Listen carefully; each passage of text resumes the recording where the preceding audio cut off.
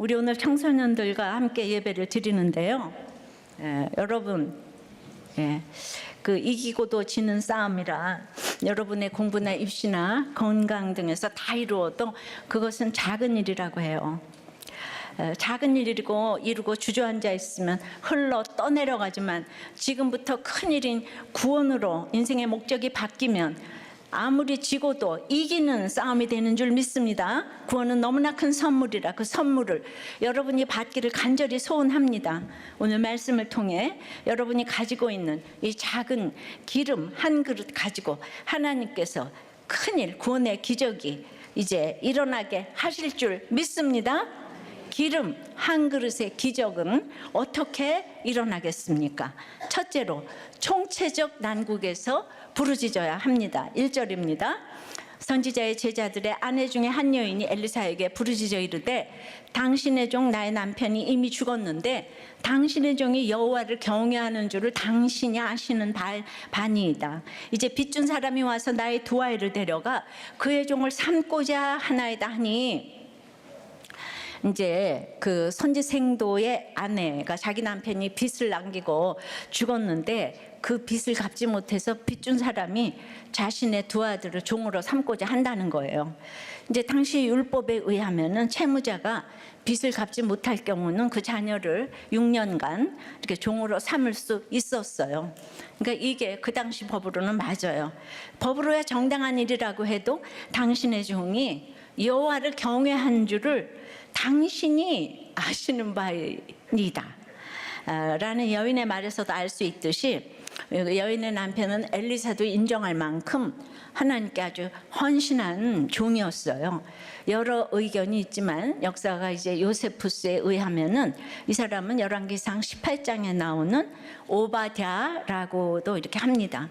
18장 3절에 아합 시절에 왕국 맡은 자이고 이 오바댜는 여호와를 지극히 경외하는 자라고 했어요. 4절에도 이세벨이 선지자들을 멸할 때에 선지자 100명을 가지고 50명씩 굴에 숨기고 떡과 물을 먹였다고 합니다. 그 무서운 핍박 밑에서 이렇게 헌신을 한 거예요. 근데 그토록 열심히 하나님을 섬긴 결론이 본인은 졸지에 죽고 가정은 빚더미에 앉아 자식이 종으로 끌려갈 판국인 거예요. 옛날의 과부는 지금보다 이제 1000% 더 고난인데 전혀 경제력을 가질 수가 없는 거예요. 그야말로 어찌하여가 터져나오지 않겠습니까? 그런데 이런 때 왕이 있으면 뭐합니까? 왕이 도와줍니까? 특별히 공평과 정의가 사라진 시대에 누가 어떻게 도와줍니까? 이 사람이 오베다가 맞다면 그는 엘리야와 바알 선지자들 사이에 벌어진 이 갈멜산 대결 후에 엘리야의 제자가 된 것 같아요. 선지자를 100명을 먹일 재산이면 대단한 재산가이지만 이세벨에게 멸문죄를 지금 당했다고 그랬잖아요. 그러니까 남은 것이 없는 거예요. 그러면 힘든 이때 누가 도와줍니까? 여러분이 너무 힘들 때 누가 도와주죠? 우리는 대통령만 바뀌면 잘 살 것 같아요. 그래서 이혼 안 했나요? 죽고 싶은 우울증을 대통령이 바뀌어서 고쳤나요? 그래서 하나님만 의지하고 부르라고 하지만은 그것이 너무 안 되는 거예요. 여러분 남편만 바뀌면 아내만 바뀌면 그럼 해결이 되나요? 근데 우리 왕을 너무 좋아해요. 내가 원하는 왕은 자녀로 돈으로 이렇게 끊임없이 모습을 달리하며 찾아옵니다. 나의 왕이 나를 살린다고 부지런히 사활을 걸며 착각의 함정에 빠져서 부지런히 지금 살아요. 열왕기하 3장까지도 그렇지만 북이스라엘 왕들은 아무도 하나님을 경외하지 않아요. 3장에 나온 여호람 왕도 자기 혼자 전쟁 다 일으키고 나서 물이 없으니까 백성을 구해주기는커녕 하나님 탓, 남 탓을 하는 거예요. 백성들은 그냥 늘 그 전에 보면 이웃 나라 같이 홍해바다에서 건짐을 받았는데도 그건 다 잊어버리고 우리도 왕이 있으면 잘 살 것 같은 거예요.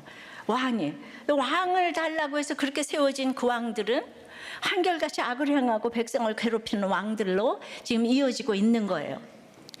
특히 북이스라엘의 왕들은 한 사람도 회개를 하지 않았어요. 그러므로 모든 것을 가지고 스펙도 좋은 여호람 왕은 이긴 것 같으나 진싸움을 했어요. 회개하지 않고 갔기 때문에 어디로 갔겠어요. 그는 자기가 잘나 하나님께 묻지 않거든요. 열왕기상은 엘리야가 대략 25년 동안 사역을 했어요. 열왕기 하는 엘리사가 약 50년 동안 사역을 했는데요. 이 두 선지자가 주전 9세기에 4분의 3이나 되는 기간 활동을 했는데, 그런데 여러분, 그런데 왜 열왕기라고 제목을 붙였을까요? 이사야, 예레미야, 에스겔서처럼 선지자 이름을 따서 엘리야서, 엘리사서라고 붙여야 되잖아요. 근데 이스라엘이 바벨론에서 70년 포로 생활을 하면서 왜 망했는지 알아야 할 때 이 책을 쓴 거예요. 너희들이 그다지도 세워달라고 한 왕들 때문에 망했다고. 그 왕들의 이름을 영원히 공개해서, 요새 죄인들은 공개하잖아요. 왕조하지 말라고 열왕기로 제목을 붙인 거예요. 이들은 이 세상에서 이긴 것 같으나 진싸움을 했다는 것이에요. 이때 이 악한 왕들이 치리하는 이때 이 백성을 도와주는 사람은 왕이 아니라 바로 선지자 엘리야나 엘리사였어요.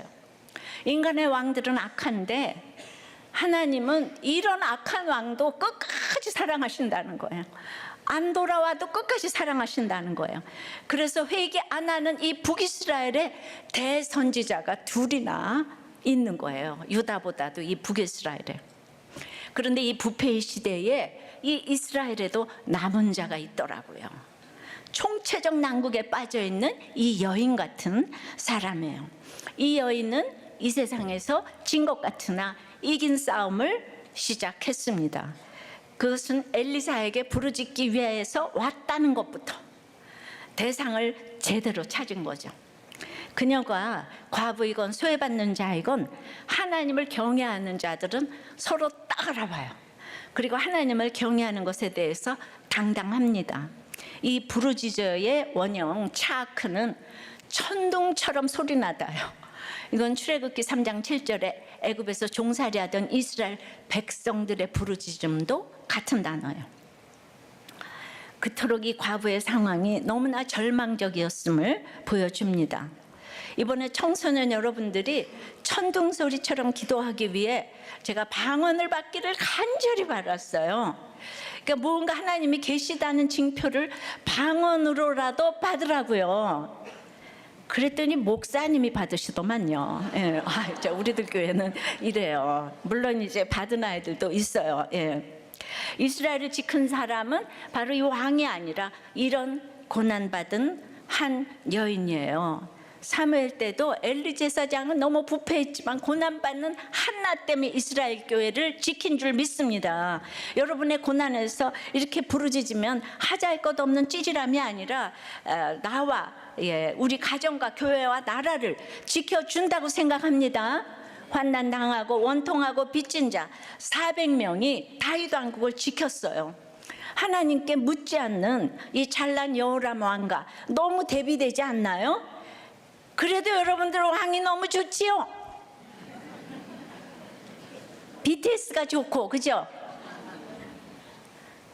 이 통곡을 들은 엘리사는 2절에 엘리사가 그에게 이르되 내가 너를 위하여 어떻게 하랴? 내 집에 무엇이 있는지 내게 말하라. 그가 이르되 계집종의 집에 기름 한 그릇 외에는 아무것도 없나이다 하니 엘리사가 내가 도와주겠어요. 그러지 않고요. 내가 너를 위하여 어떻게 하랴? 내 집에 무엇이 있는지 내게 말하라. 그러니까 호랑이에 잡혀가도 정신을 차리고 think를 해보라는 거예요. 그러니까 도와주지도 않지만 엘리사의 이 돕고자 하는 것이 진심으로 전해졌기 때문에 엘리사에게 올 때까지는 이 여인은 nothing이에요. 아무것도 없는 거예요, 자기한테는. 근데 nothing인데 엘리사가 그렇게 물어봐 주니까 기름 한 그릇이 생각난 거예요. 예. 그래서 우리가 이렇게 think 해보는 거 너무 중요합니다. 근데 이 기름이란 것이 붓는다, 바른다는 동사에서 병이라는 명사가 나왔기 때문에 주육이 관육이라는 의미가 있어 보입니다. 그렇다면 먹는 기름은 벌써 다 떨어지고 이제 목욕 후에 바르는 어떤 기름만 조금 남았다는 뜻인데, 더군다나 밀가루도 없는 그 기름은 무슨 소용이 있겠어요. 그러니까 이 여인이 이 아무짝에 쓸모없다고 하는 그 생각은요, 맞는 생각이었어요. 예. 그런데도 목장에 오니, 예배에 오니 이 물어봐주는 질문 때문에 생각지도 못하던 것이 이렇게 생각날 때가 너무나 많은 거예요. 할렐루야. 난 아무것도 못해 이러는데 그럴 적이 너무 많잖아요. 그죠? 이것이 남은 것이에요. 예. 또 적어도 아무것도 없어서 슬퍼하고 있는 내 자신은 남아 있잖아요. 흉년에 남은 걸 보라 그랬잖아요. 예, 내 자신이 아무것도 아닌 것 같다고요? 예, 나는 공부도 못하고 뭐 외모도 없고 돈도 없고, 예, 그렇지 않아요. 내 존재는 예수님이 보혈을 흘려 구속하실 만큼 가치가 있는 인생이에요. 천하보다 귀한 것이 우리 영혼이에요. 한 영혼이에요. 두 영혼도 아니고. 돈 없고 직장 없고 가족 없고만 생각하면 아무것도 아닌 듯 하지만, 그래서 그 자체로는 아무 쓸모도 없는 기름 한 그릇 같지만, 예수님이 예수님 자신보다 더 귀하게 여기는 것이 우리의 생명인 줄 믿습니다. 그래서 이 청소년 큐페에 산모인 중학생이 너무 집에서 지금 무기력하게 입덧을 하다가, 예, 얘가 얼마나 지금 시험에 들었겠어요. 예, 애는 낳아야 되는데 자긴 중학생 신분이야. 온 교회는 들고 일어나서 애를 낳으라 그러고 자기는 힘들고, 그래서 이 학생도만 전담하시도록 선생님을 세우고 숙소도 2인실로 배정을 해서 이 큐페에 참석을 했는데, 다 이제 그래도 누워만 있어도 거기 가서 누워 있어라 그랬는데 적극적으로 참여했고, 막 물놀이까지 참여하고, 두려운 사람 올라오라는 초청에 강단에 자발적으로 올라가서 기도까지 받았다고 하는 거예요.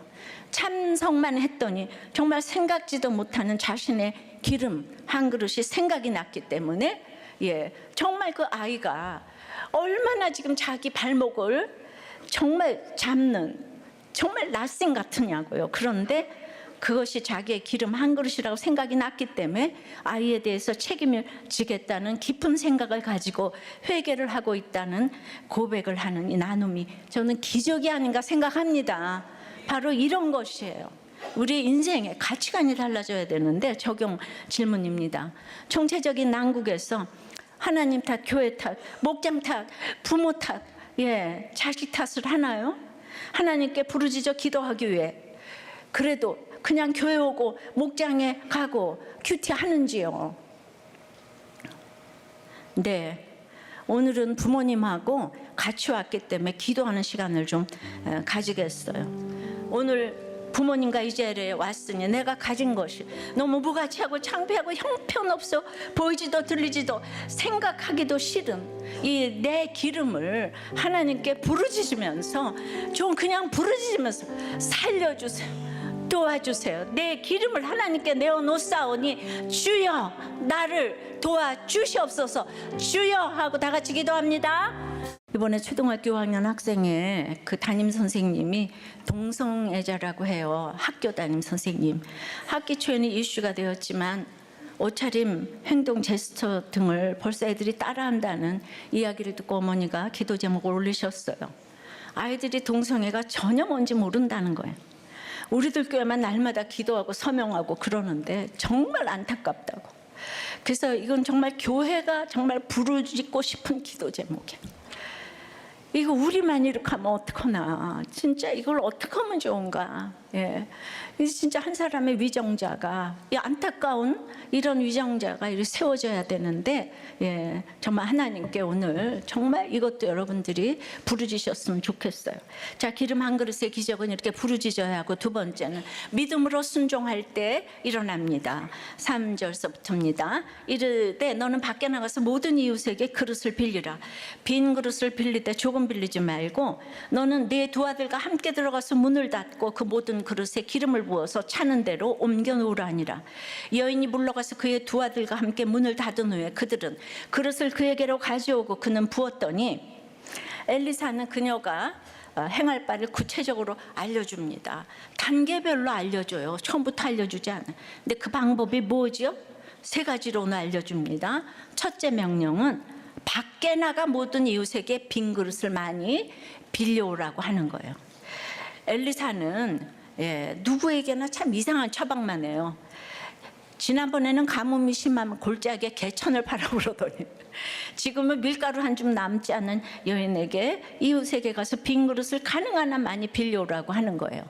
이것이 부르짖고 나누의 처방이니까 일단 빌리러 밖으로 나가는 것부터 시작해야 합니다. 우리가 열등감이 심하면 밖으로 나오지를 않아요. 그러든지 아니면 나가서 들어오질 않아요. 이 둘 중에 하나래요. 한마디로 대인관계가 겸손하지 않으면 안 되는 거예요.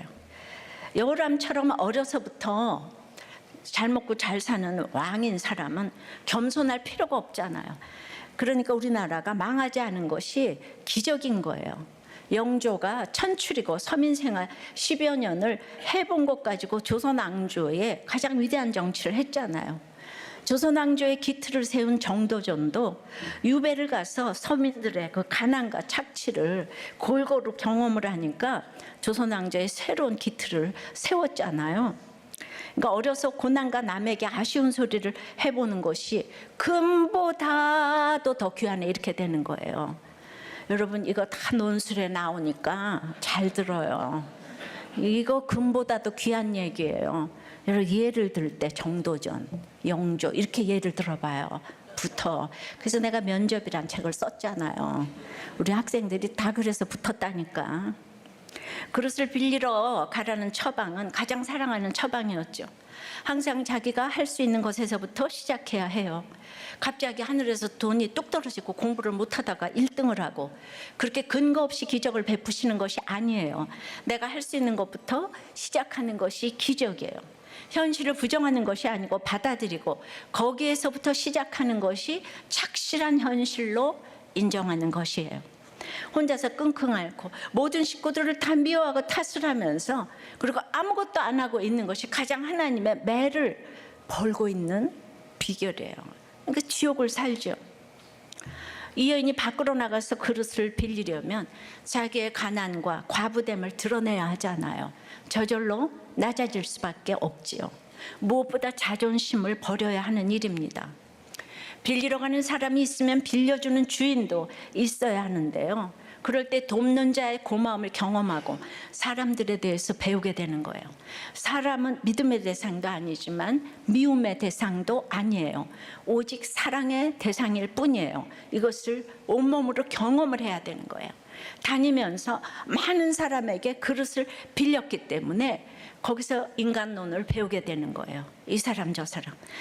그렇지만 겸손하게 했기 때문에 나중에 아무것도 없는 사람이었는데 잘 되면 그때 그들이 증인이 되는 거예요. 그러니까 오늘 하나님 명령하면 그거 지켜야 돼요. 자, 이제 두 번째 명령은 이제 밖으로 나갔지만 두 번째는 안으로 들어가서 문을 닫고 빌려온 모든 그릇에 기름을 부어서 채우라고 하십니다. 밖으로 나갈 때가 있으면 들어가라고 하실 때가 있는 거예요. 내가 그릇을 빌리러 가니까 설득이 되어서 빌려준 그릇이 방 안 가득히 쌓였어요. 그런데 문을 닫고 빌려온 모든 그릇에 기름을 부어서 채우라고 합니다. 황당하기가 짝이 없어요.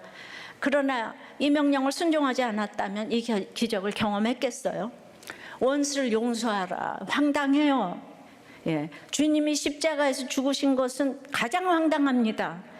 그래도 주님의 그 순종 때문에 우리가 구원을 받았어요. 여러분들이 말도 안 되는 명령에 순종할 때 모든 가족이 구원을 받게 될 줄 믿어요. 그릇 빌리면서 내가 간증을 하니까 그들이 불쌍히 여기고 빈 그릇, 빈 마음이 되어서 빌려줬어요. 명령을 받고 나가보니까 나만 힘든 줄 알았는데 내 얘기를 솔직하게 하니까 너도 나도 자신의 얘기를 이제 할 수 있잖아요. 그러니 이제 자신도 처방받고 이 무가치한 자기 기름의 얘기를 나눴으니까 다른 사람의 그 빈 그릇에 성령의 기름을 채워달라고 기도하지 않겠습니까? 그래서 골방에 들어가서 기도했을 거예요. 제가 그야말로 시기마다 총체적인 난국이 있는데 제 창피한 남은 그 작은 기름 얘기를 솔직하게 하니까 그렇게 될 줄 몰랐지만 사람들이 힘든 자기 얘기를 막 하더라고요. 그래서 나는 눈물을 흘리면서 하는데, 그러니까 제가 뚜꾸치게 되잖아요. 나보다 막 더 힘든 얘기를 하니까. 수많은 얘기를 들었어요. 들었으면 집에 들어오면 문 닫고 들어가서 골방에서 기도가 되지 않겠어요? 또 그들을 위해서 큐티를 해야 되지 않겠어요? 기름은 성령을 의미하기도 하지요. 그 빈 마음에 성령이 임하게 해달라고 저절로 타인을 위한 기도를 하게 되는데, 그 타인의 모든 사연을 동네방네 떠들면서 기도하면 안 되죠. 내 골방에, 마태복음 6장 6절에 내 골방에 들어가 문을 닫고 은밀한 중에 계신 내 아버지께 기도하라. 은밀한 중에 보시는 내 아버지께서 갚으시리라 라고 말씀하셨어요. 이 설교를 하나 하느라고 얼마나 제가 골방에 있다가 왔겠어요. 근데 날마다 이렇게 떠드는 것만 하면 제가 나와서 이렇게 할 수가 없는 거예요. 오병이어의 기적 같은 일은 안에 골방에 들어갔을 때 일어나는 거예요. 그 골방에서 어떻게 시간을 잘 보냈는지, 이것은 남들에게 보이는 기적이 아니라 이제 타인을 중보하며 개인의 신앙을 함양하는 기적이기 때문에 나만 아는 비밀의 교제가 있어야 합니다. 큐티도 기도도 그래서 골방에서 먼저 해야 돼요. 그런데 날마다 기도하면서 돈 나와라 뚝딱, 금 나와라 뚝딱, 이런 요술방망이의 기적이 아니에요. 기적은 믿고 이해하는 사람에게만 보여져야 합니다. 믿음에는 분량이 있기 때문이에요. 어린아이에게 이 돈과 사탕만 보여주면 걔는 망하잖아요. 그죠? 걔가 좋아한다고. 하나님이 명령하신 그릇을 빌리라는 나의 순종은 남들에게 보여줘야 하지만 하나님이 나를 위하여 하시는 일은 그래 떠들면 안 되는 일이 많이 있어요. 예를 들어 대통령의 명령을 받고 충성하는 모습은 남들에게 보여줘야 귀감이 되잖아요. 그런데 대통령이 그 부하를 위하여 해준 이게 사적인 이렇게 말이 있잖아요. 내가 너를 상을 주리라 이러고. 또 화사한 상급을 떠들면 잡음이 생기잖아요. 언젠가 저절로 알려질 때가 올 때 자연스럽게 알려져야지. 본인이 떠들고 다니면 대통령은 그를 더 이상 신뢰하지 않아요. 신임하지 않아요. 왼손이 하는 일을 오른손이 모르게 하라. 이거를 많이 해야 기적이 일어나는 거예요. 예. 그러니까 밖으로 나가서 그 정말 내 간증을 하고 그것을 방으로 들어가서 큐티하고 골방 기도를 하면서 준비가 돼야지 되는 게 너무 중요하고, 세 번째 명령은 두 아들과 함께 들어가라고 그랬어요. 두 아들과. 그래서 모든 그릇에 기름을 부어서 차는 대로 옮겨 놓으라고. 아들과 함께가 중요합니다. 부모가 가난하면 같이 가난하고, 부도가 나면 같이 부도가 나고, 선지자이면 같이 선지자. 이것이 중요합니다. 부도가 났는데 너는 망한 티를 내지 말아야 돼. 내가 빚을 내서라도 너는 입히고 먹이고 잘 살게 할 거야. 걱정 마. 이러면 다 같이 망하는 거예요. 망한 것을 인정하고 아들과 함께 기름을 부어야 해요. 그릇 빌려오고 타인을 위하여 중보하는 일을 어쩔 수 없이 함께 일했기 때문에 기적의 현장을 집에 사는 아들들은 보았어요. 그것이 하나님의 명령이에요. 그러니까 가난한 게 참 축복이에요. 부자로 살았다면 아들들이 어머니가 기름을 부어라 옮겨라 하는 말에 순종했겠어요? 그러니까 북이스라엘의 만몬 신이 절대로 없어지지 않는 금송아지 우상이었듯이 이렇게 돈이 있으면 하나님도 부모님도 공경하기 힘들어요. 이게 돈이 꼭 많아서가 아니에요. 조금이다가 조금만 생겨도 이것이 문제입니다. 그래서 사랑하는 자에게는 불시련을 준다고 하잖아요. 그러니까 세상 가치관에 팔려가지 말라고 이 두 자녀와 같이 기름을 부어야 합니다. 이번 큐티 페스티벌에서도 우리 아이들 간증할 때 다른 사람 이야기를 듣고 또 듣고 그 간증을 듣는 게 그들의 그릇을 빌리고 그 빌린 그릇에 또 내 기름을 붓고 빌리고 붓고, 이게 이렇게 이제 집에만 있던 또 여러분이 아이들이 예배에 와서 자기의 기름이 생각났어요. 무가치한 그러니까 이제 생각나니까 밖으로 나가 공동체에서 여러분의 고난을 이제 나누는 거죠. 그것이 자존심을 버리는 게 아니라 자존감을 이렇게 높여주게 되는 거잖아요. 오늘 은비가 이 자존감이 얼마나 높은 줄 알아요? 쟤는 어디서든지 지금 리더만 하고 있어요. 그래, 환경이 문제가 아닌 거예요, 여러분. 알았죠? 적용 질문이에요. 밖에 나가서 그릇을 빌리러 가야 하는 수치는 무엇이고, 안에 들어가 골방 교제하며 큐티하며 기도해야 되는 일은 무엇이에요? 망해도 흥해도 빈 그릇에 자녀와 함께 기름을 붓고 있습니까? 또 기도하겠어요. 밖에 나가서 그릇 빌리러 가면서 대인관계가 회복되게 해주세요. 안에 들어가 큐티와 골방 기도가 회복돼요. 남에게 줄 것만 있는 인생이 되게 해주세요. 흥해도 망해도 좋아도 나빠도 내 부모 내 자녀와 함께 같이 짐을 지게 해주세요. 예, 다 같이 이 기도 제목 가지고 주님 부르고 기도합니다. 이렇게 솔직한 아이들의 간증은 정말 기적 같다는 생각이 들어요. 이렇게 이제 우리 중학교 1학년 아이의 간증이에요. 6살 때 부모님이 이혼하셨지만 아빠는 원래 부재 중이셨기 때문에 한 달에 한 번 만나는 게 당연했던 터라 이혼이 크게 다가오지 않았습니다. 이혼한 사실 안 후에도 그렇고 지금도 별다른 감정이 없어요. 그저 아빠가 있었으면 좋았으려나 하는 약간의 부러움만 있어요. 지금은 활발한 모범생으로 멀쩡하게 살지만 사실 이혼 사실과는 별개로 제 안에서 많은 갈등과 사건들이 있었습니다. 예. 안 했는데 했다고 하거나 했는데 안 했다고 하는 등 사소한 거짓말을 자주 했고, 초등학교 1학년 때부터 4학년까지 운동선수를 할 때는 얘가 여자인데 매일 맞고 혼나고 죽도록 훈련하는 것이 일상이었기 때문에 정말 이렇게 죽고 싶다고 생각할 정도로, 그리고 초등학교 4학년이 되던 해에는 죽으려는 시도까지 할 정도로 많이 힘들었어요. 모태 신앙으로 자라 말씀 듣기를 좋아했지만은 제가 적용하지 못했기 때문에 그랬던 것 같아요. 그러다 초등학교 6학년 때 친구가 싫어하는 친구를 같이 뒷담화하다가 학폭에 휘말리게 되었어요. 다행히 저는 솔직하게 진술했기 때문에 별다른 일은 없었지만은 그때 받은 스트레스 때문에 그때부터 저는 그 쌓인 스트레스를 자해나 귀뚫기로 풀었어요. 지금 물론 그건 다 멈췄어요. 그래도 계속 힘든 마음이 있었고, 그렇다고 한 번도 생각해 본 적이 없었는데, 이게 이혼 때문이라는 말이 내 입에서 나왔어요.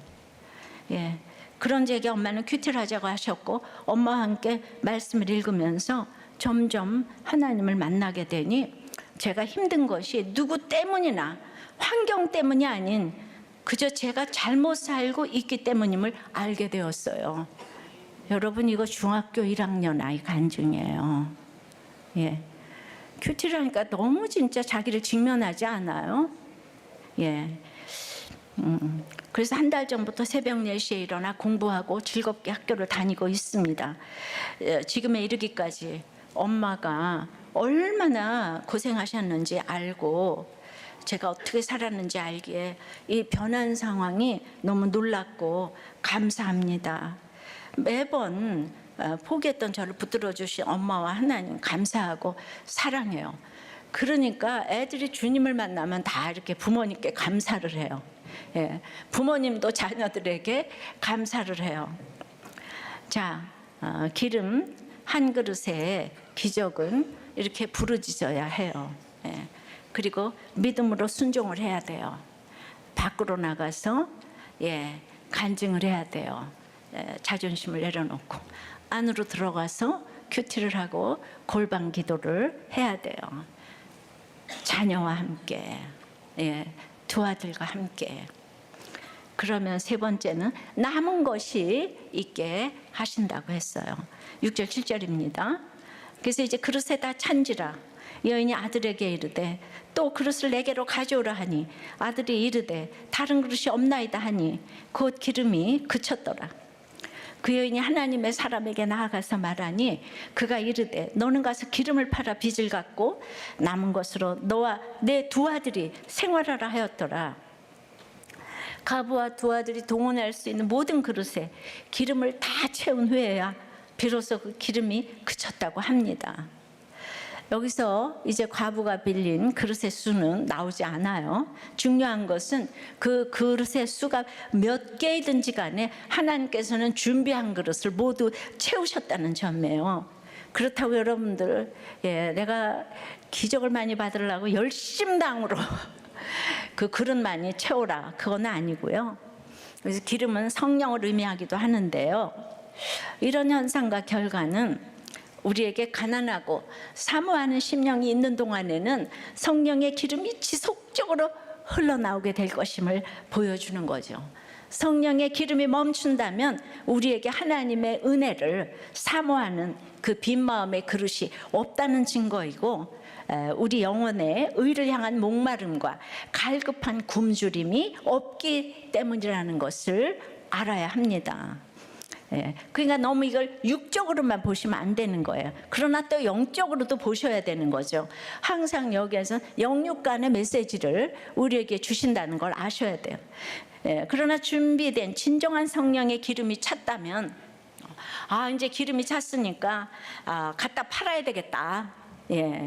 그게 아니고 이 여인은 하나님께 받은 것을 자신의 것으로 여기지 아니하고 소유권이 하나님께 있는 것을 알고 또 그 다음 일을 묻기 위해서 엘리사에게 나왔어요. 다 했는데요, 그 다음은 뭘 할까요? 여러분, 날마다 이렇게 목장에서 물어야 돼요. 여러분, 그 겸손한 태도를 이제 그 뺏기면 흘러 떠내려가는 거예요. 우리가 기적을 맛보고 자신의 능력으로 성취한 것으로 생각해서 여호람처럼 은혜를 금세 잊고 교만해져서 떠내려가는 사람들을 정말 많이 봅니다. 북이스라엘 그 왕족들이 한결같이 그렇잖아요. 그러니까 이런 여인처럼 평생 이렇게 물어보고자 하는 겸손함이 이어질 때 기름 한 그릇의 기적이 이어질 줄 믿습니다.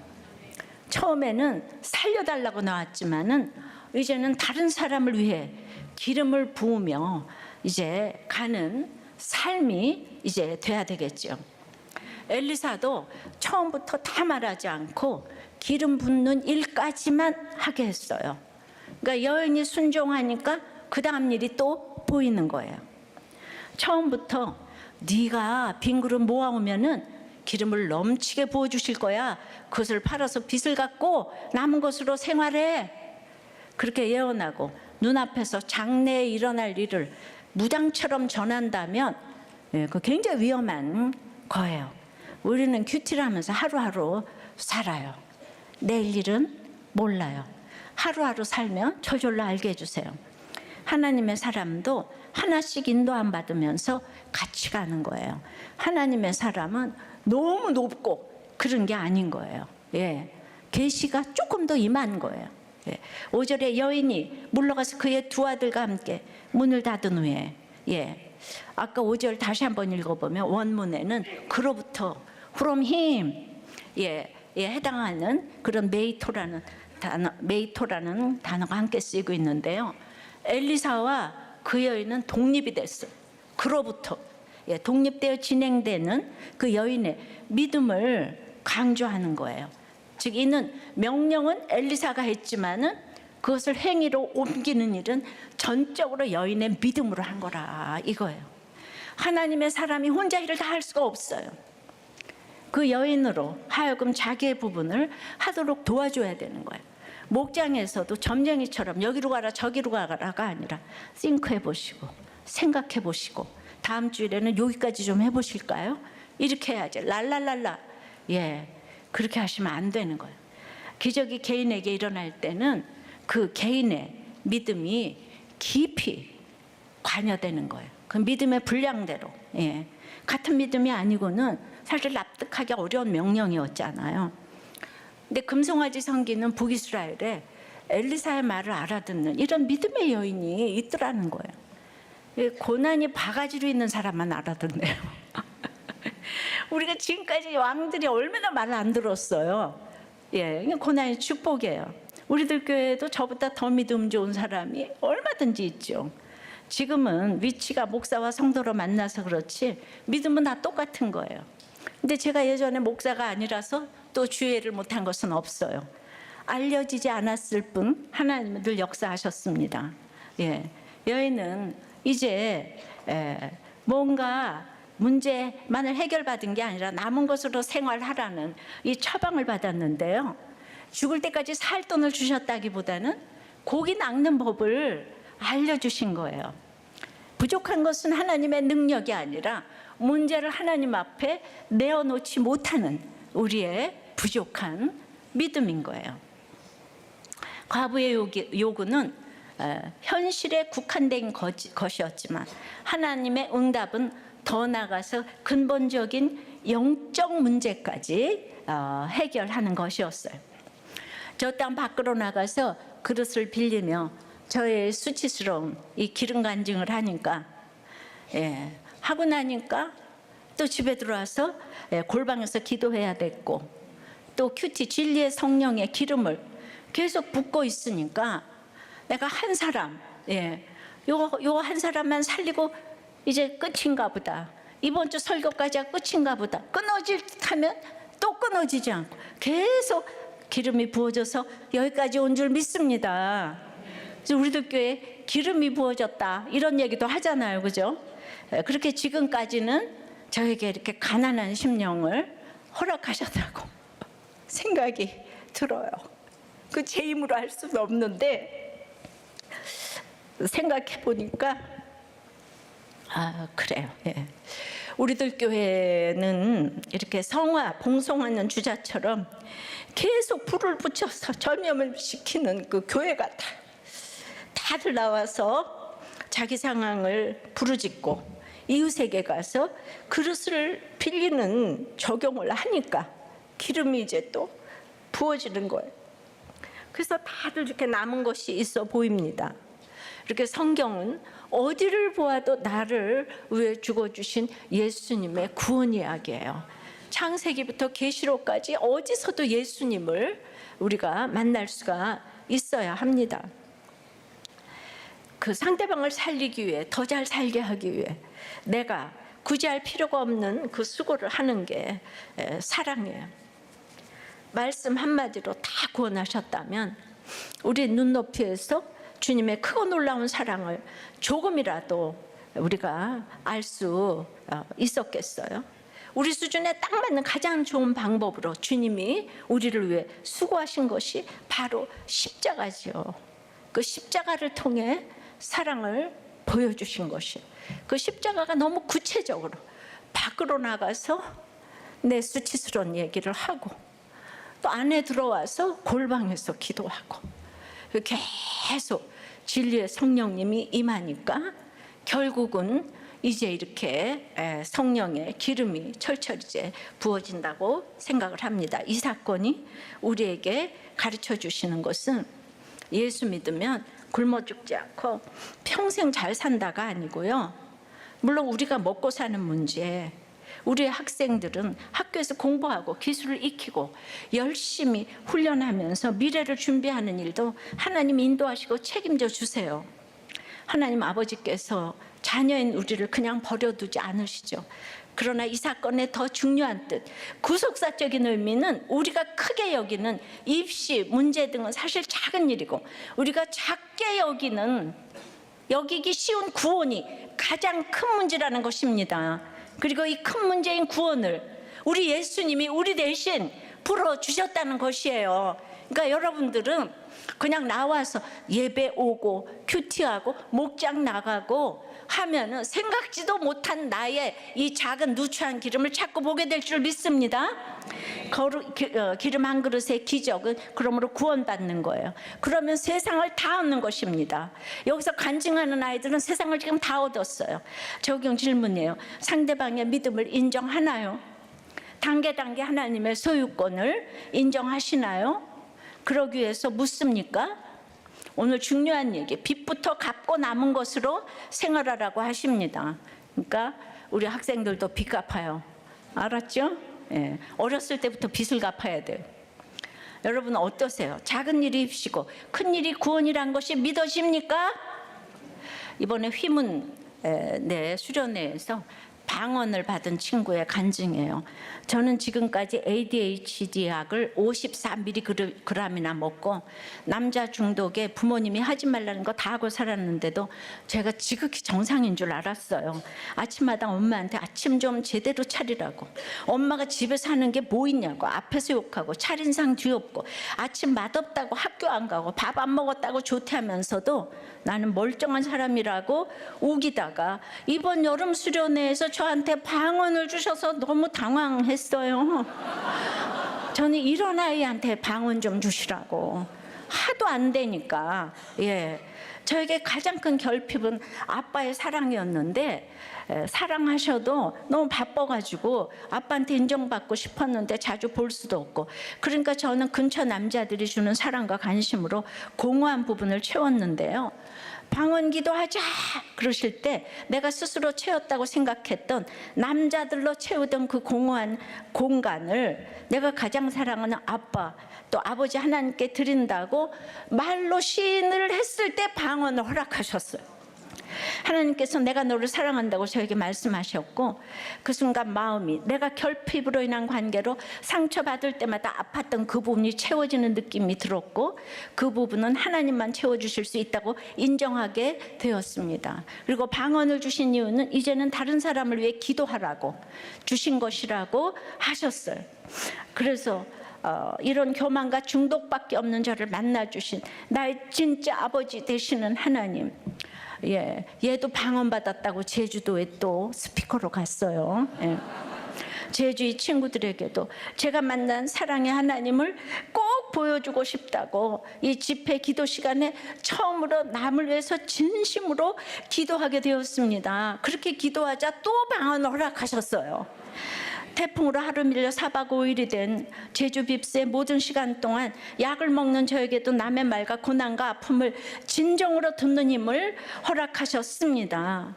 AD이신 전도사님의 진행으로 굉장히 산만했지만 오히려 너무 좋고 재미있었습니다. 그리고 저를 포함해서 단 한 명도 빠짐없이 자신의 말하지 못했던 고난과 상처를 나누는 시간이 너무 은혜 받는 시간이었어요. 믿음은 들으면서 난다고 하신 대로 큐티와 친구들의 나눔을 들으니 내가 평생 함께 살아가야 할 공동체는 하나님 안에서 나누는 우리들 공동체구나라고 다시 느끼게 되었습니다. 우리가 오늘 정말 너무 형편하고 누추하고 창피한 그런 기름, 쓸모도 없는, 먹을 수도 없는, 그것을 내놓았을 때 이런 기적이 일어났잖아요.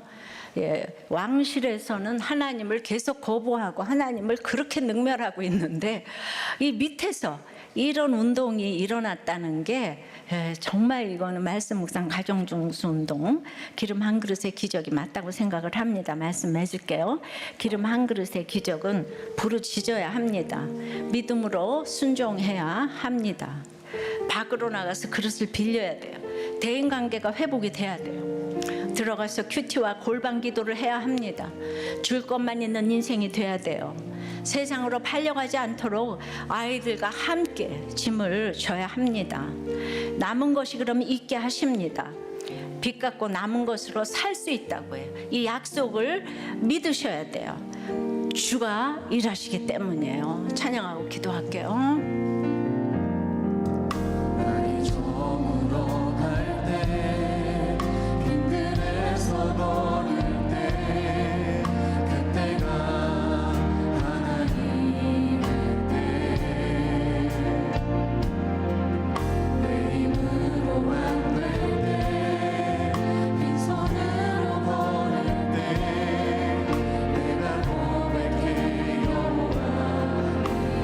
주가 일하시네.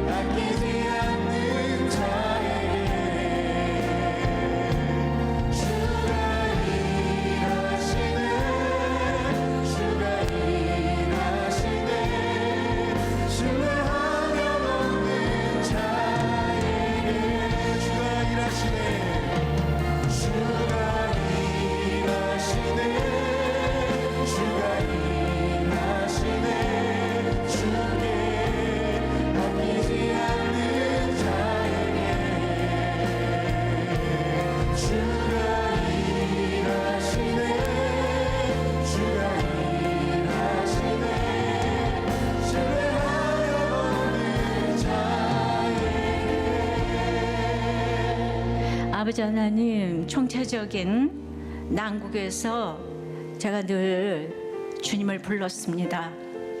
그리고 오늘 이제 저에게 그 수치스럽고 무가치한 작은 그 기름 한 그릇을 보라고 하십니다. 저는 엘리사처럼 내가 너를 위하여 무엇을 해줄까? 내 집에 있는 것이 무엇이냐? 이렇게 날마다 묻지 못합니다.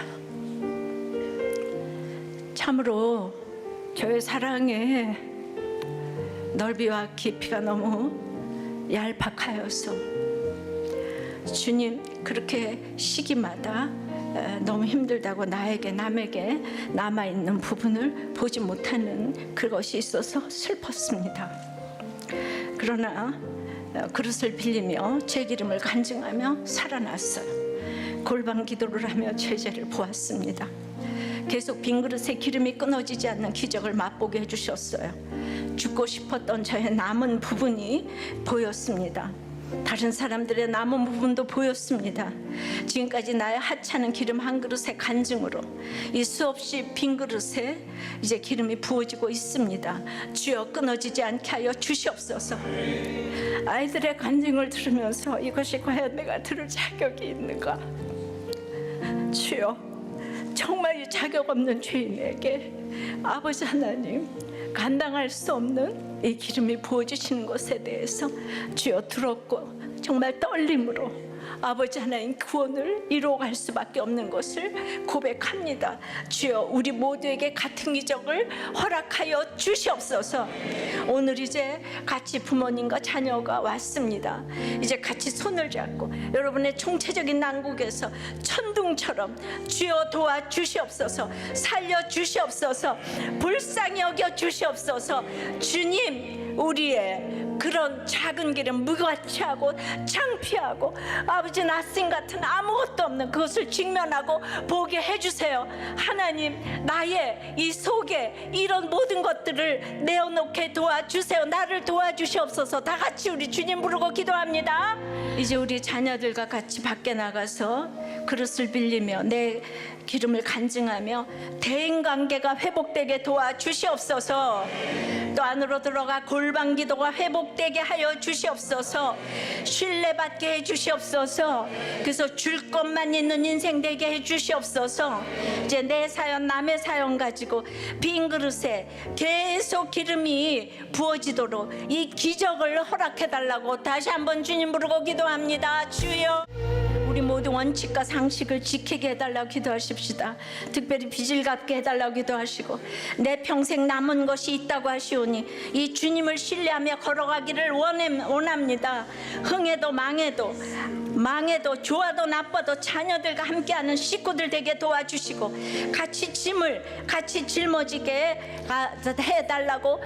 그리고 이제 우리나라의 이 차별금지법, 성정체성, 이런 모든 태아생명보호법 주여 하나님이 모든 것을 막아주시옵시고 태아생명보호법이 정말 체결되게 정말 인정되게 도와주시고 한 사람의 이 하나님을 신뢰하는 위정자가 아버지 하나님 우리나라에 준비되어질 수 있도록 다 같이 주님 부르고 기도합니다. 주님 오늘 아이들이 자기의 기름을 보며 밖으로 나가 대인관계가 회복되며 정말 문 닫고 들어가 큐티하며 골방 기도가 회복되어 하나님과 사람에게 신뢰받고 빈 그릇에 기름을 채우는 줄 것만 있는 인생이 되게 도와주시옵소서. 상식을 지키고 남에게 진 빚은 갚게 해주시옵소서. 그래도 평생 남은 것으로 살 수 있다고 하시오니 남은 자의 믿음으로 가득 차는 기적을 허락하여 주시옵소서. 우리나라를 불쌍히 여겨 주시옵시고 이 혼란의 시대에 말씀 묵상 가정 중순동이 일어나게 도와주시옵소서. 저는 지금까지 ADHD 약을 53일이나 먹고 남자 중독에 부모님이 하지 말라는 거 다 하고 살았는데도 제가 지극히 정상인 줄 알았습니다. 아침마다 엄마한테 아침 좀 제대로 차리라고 엄마가 집에서 하는 게 뭐 있냐고 욕하고 차린상 뒤엎고 아침밥이 맛없다고 학교 안 가고 밥 안 먹었다고 조퇴하면서도 나는 멀쩡한 사람이라고 우겼는데 이번 여름 수련회에서 저한테 방언을 주셔서 좀 당황스럽고 놀랐습니다. 저에게 가장 큰 결핍은 아빠의 사랑이었습니다. 아빠는 저희 삼남매를 늘 사랑하시지만 바쁘신 분이었습니다. 전 늘 아빠한테 인정받고 싶었는데 아빠는 자주 볼 수도 없고 표현도 잘 안 하시는 분이라 주변 남자들이 주는 사랑과 관심으로 공허한 마음을 채웠습니다. 남자친구가 있음에도 혼자 남겨질까봐 불안하고 두려워 여러 남자친구들과 돌아가며 시간을 보냈습니다. 그래서 설교 시간이나 수련회 기도 시간이 되면 하나님 앞에 고백하지 않고 회개하지 않은 죄가 있다는 죄책감에 고개를 들기 싫었습니다. 그런데 수련회에서 방언 기도를 하자고 하실 때 내가 가장 사랑하는 아빠, 아버지 하나님께 남자들로 채우던 그 공허한 공간을 드린다고 기름 한 그릇을 드리는 것 같은 고백을 했을 때 기적처럼 방언을 허락하셨습니다. 하나님께서는 내가 너의 빈 그릇을 사랑한다고 말씀하셨고 그 순간 결핍으로 상처받을 때마다 아팠던 저의 빈 그릇이 채워지는 느낌이 들었고 그 부분은 하나님만 채워주실 수 있다고 인정하게 되었습니다. 교만과 중독밖에 없는 저를 만나주신 나의 진짜 아버지 되신 하나님은 태풍으로 4박 5일이 된 제주 빕스의 모든 시간 동안 약을 먹는 저에게도 남의 말과 고난과 아픔을 진정으로 듣는 힘을 허락하셨습니다. 저는 기도 시간에 항상 친구들이나 선생님께서 저를 위해 기도해 주시는 기도받는 역할이었습니다. 그리고 인생은 나 아니면 남이라는 말을 달고 살았습니다. 그런 제가 제주 친구들과 동생들의 손을 잡고 절 만나주신 예수님께서 여기 있는 친구들도 꼭 만나주셔야 한다고 처음으로 남을 위해 진심으로 기도하며 다른 사람을 위해 기도하는 게 어떤 건지 처음으로 알게 되었습니다. 그렇게 기도하자 또 방언을 허락하셨습니다. 여전히 방언을 받은 게 당황스러웠지만 이제부터는 다른 사람을 위해 기도하라고 방언을 주신 것이라고 하셨습니다. 제주 수련회에서 은혜 받은 자는 그 은혜를 남에게도 주어야 한다고 하셨는데 저는 많은 사랑과 은혜를 받았는데도 나누지 않던 교만한 죄를 회개했습니다. 그리고 남자 중독을 끊지 못하는 것이 부끄러워 무덤까지 갖고 가려고 했습니다. 그러나 그릇을 빌리려면 여인이 과부인 것과 가난한 것을 드러내야 된다고 하신 말씀처럼 저도 수련회에서 기도받을 때 처음 나누고 다음은 선생님께 그 다음엔 친구들 앞에서 나누다 지금 간증까지 하게 되었습니다. 나눔 시간에는 AD이신 전도사님의 진행으로 굉장히 산만했지만 오히려 너무 좋고 재미있었습니다. 그리고 저를 포함해서 단 한 명도 빠짐없이 누구에게도 말하지 못했던 고난과 상처를 나누는 시간이 너무 은혜 받는 시간이었습니다. 청소년부 모두 갔다 왔으면 좋겠습니다. 믿음은 들음에서 난다고 하신 말씀대로 큐티와 친구들의 나눔을 들으니 내가 평생 함께 살아가야 할 공동체는 하나님 안에서 나누는 우리들 공동체구나 다시 느끼게 되었습니다. 그동안 저에게 기름을 부어주신 목사님, 선생님, 부모님, 전도사님, 청소년부 친구들 감사합니다. 저의 빈 그릇을 사랑한다고 하신 하나님 감사합니다.